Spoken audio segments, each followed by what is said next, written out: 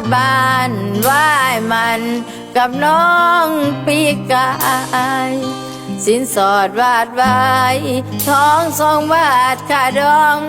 100,000รอนัดวันแต่งชาวบ้านคือต่อรอวันผูกแขนจน2 ปีผ่านแล้วแฟนยังหาวันแต่งงานบ่พออายเปลี่ยนทิศทางหรือว่าหาเงินบ่ทันงานแต่งเป็นมัน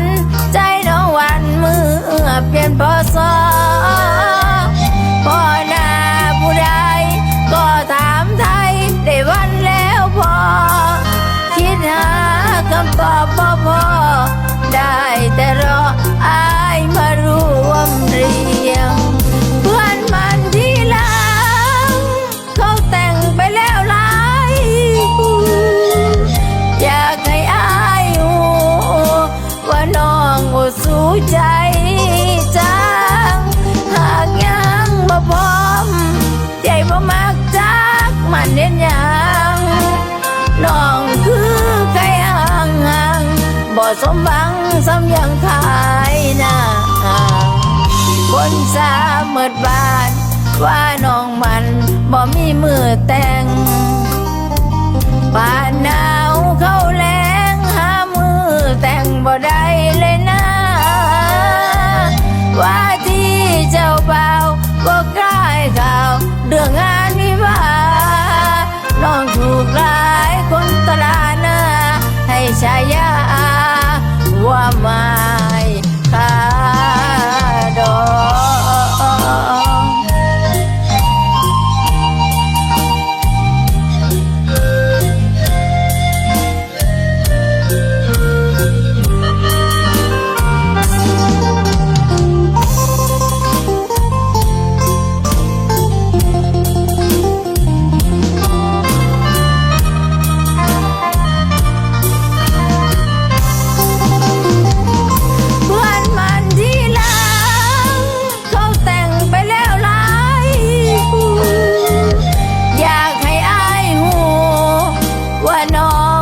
สู้ใจ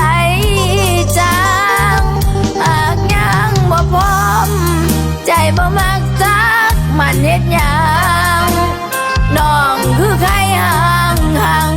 บ่สมยังซ้ำยังขายหน้าอายเปลี่ยนทิศทางหรือว่าหาเงินบ่ทันงานแต่งเป็นมันใจน้องหวานมือเปลี่ยนพศพอหน้าผู้ใดก็ถามไทยในวันแล้วบ่ขึ้นหาคำตอบบ่พอได้แต่รออายมาร่วมเรียง